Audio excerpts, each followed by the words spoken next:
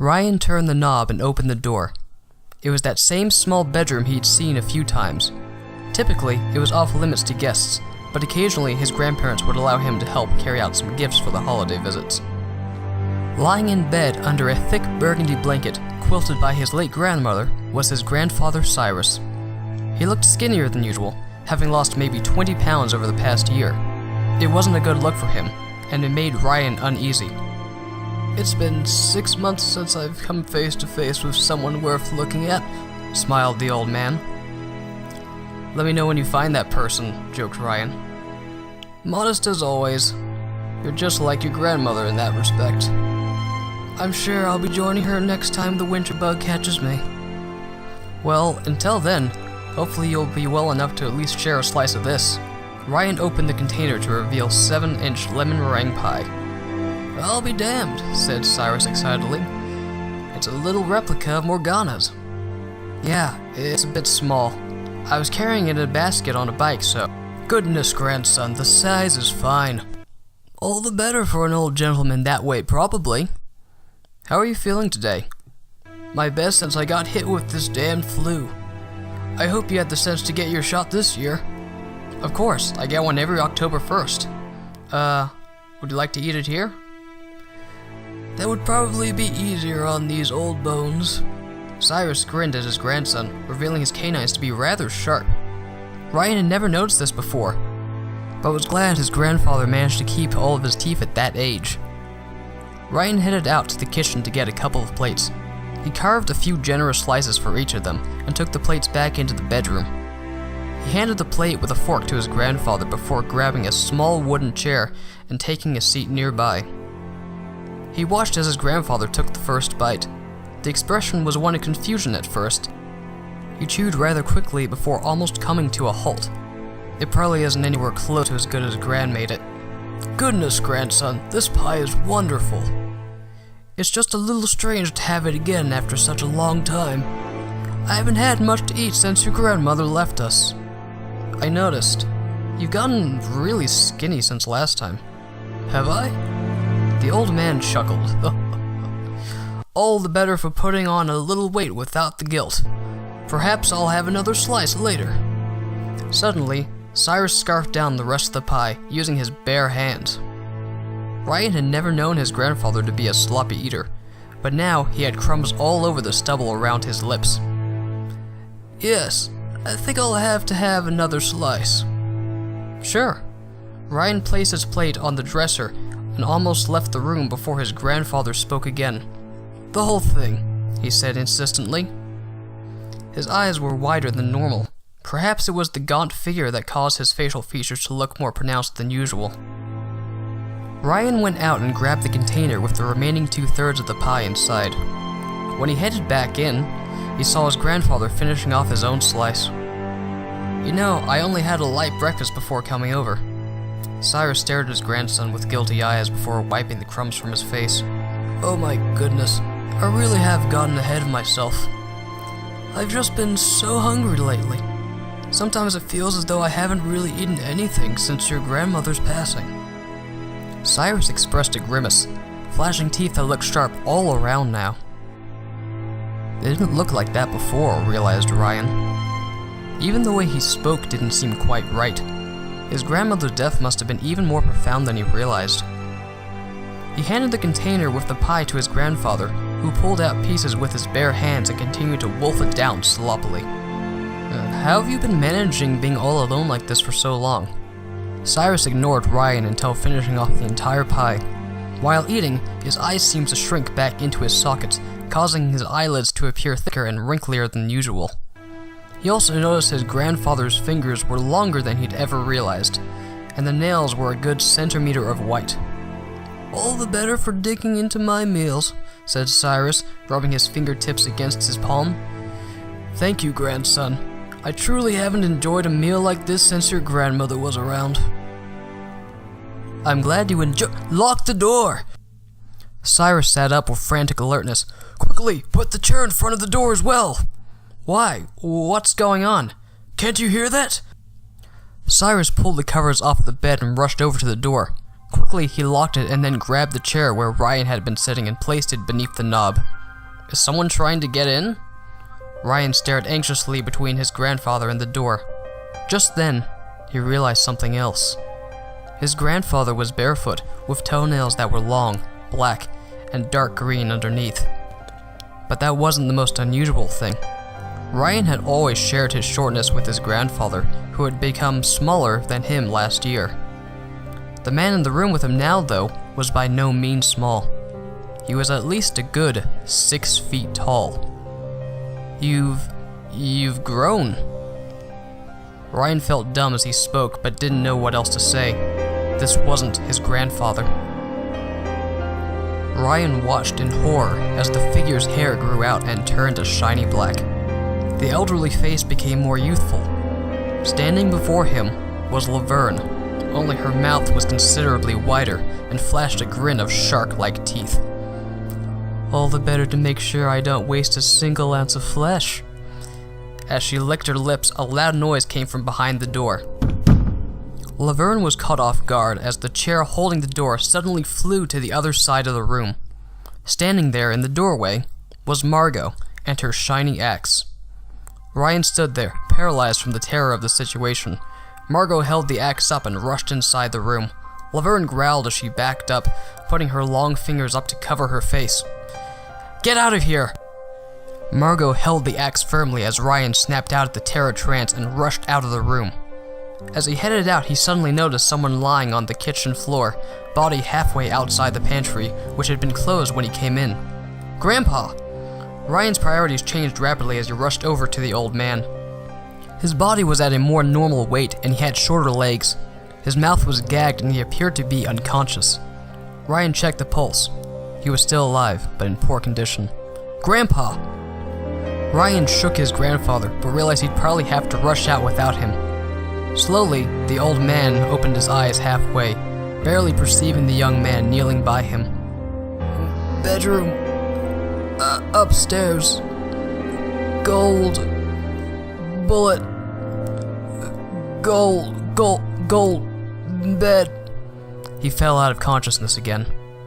Just then, he saw Margot backing out of the bedroom, while Laverne, who now looked closer to 7 feet tall, crept out towards her.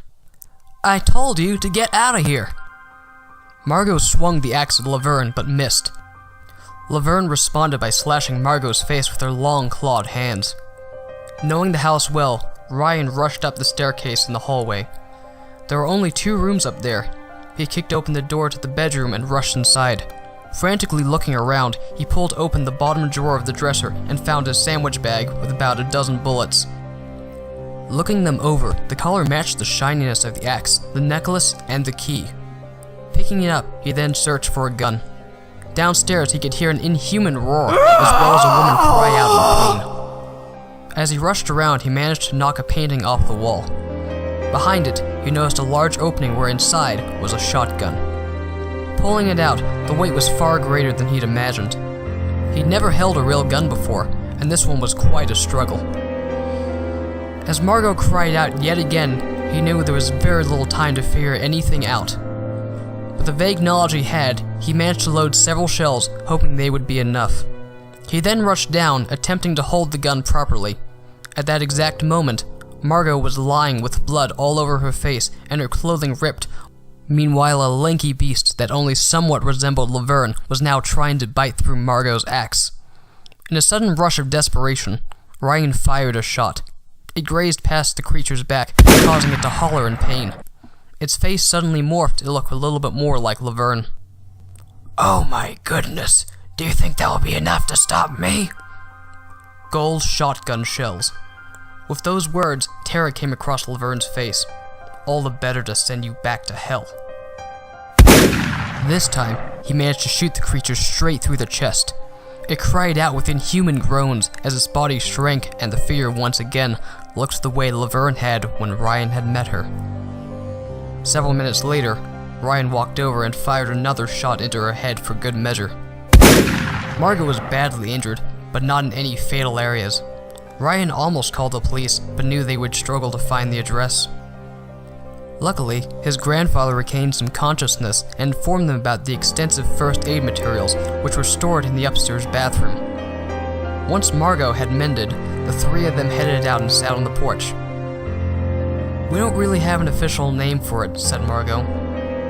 "A few people out here have insisted that they've seen a tall woman who shapeshifts into carnivorous creatures. I didn't really believe it, but I was given this axe as a gift from your grandfather nearly a year ago." "That thing killed your grandmother," said Cyrus. "Ever since I've been wary of leaving this house.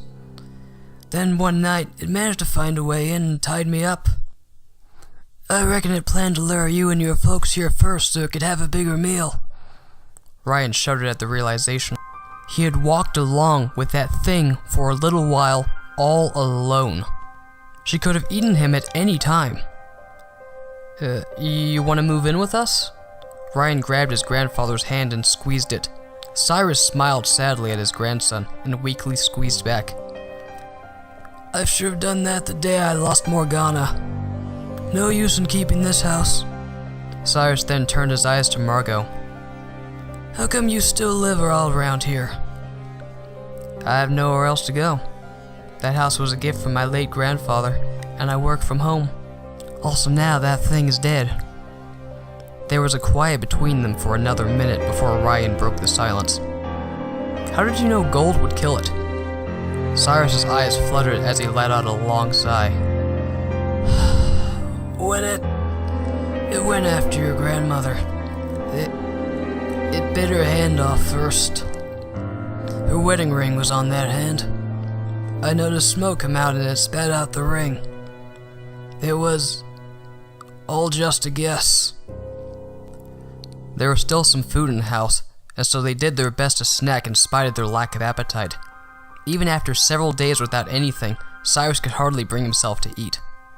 Afterwards, Ryan and Margot carried Laverne's body out, tossing it in a nearby ditch.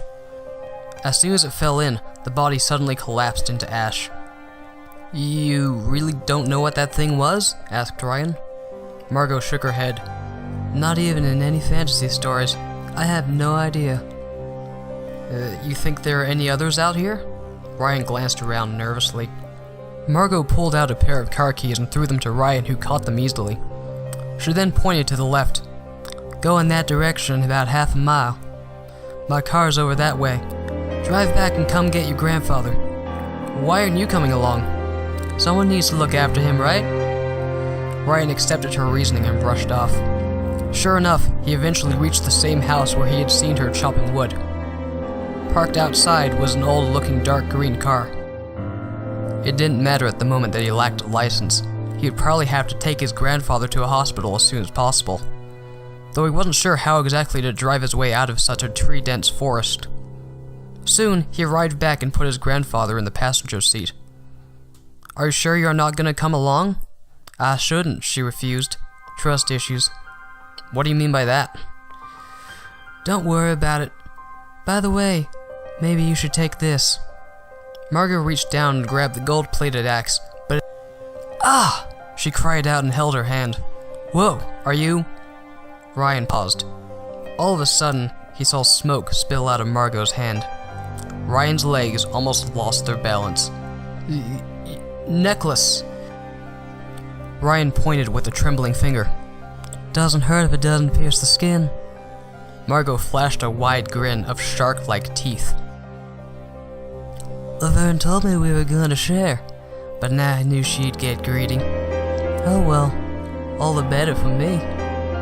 Margot lunged at Ryan. He managed to move out of the way, picked up the axe and threw one hard swing at her back.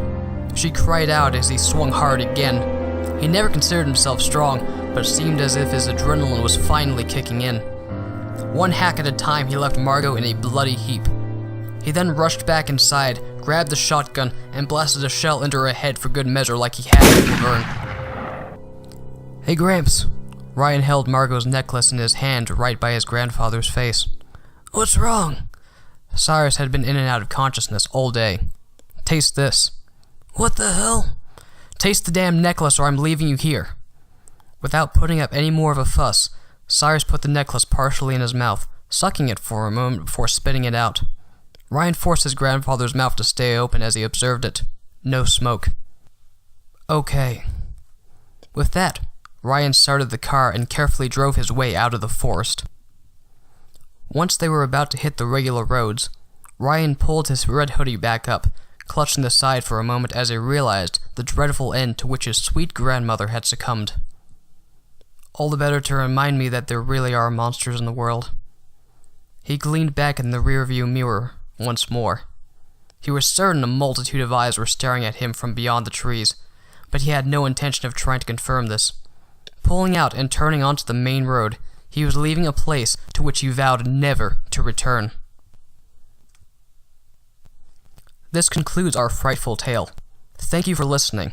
Please consider leaving a like if you enjoyed this, and subscribe for upcoming content. Until next time, this is Rainwalker, returning to the shadows.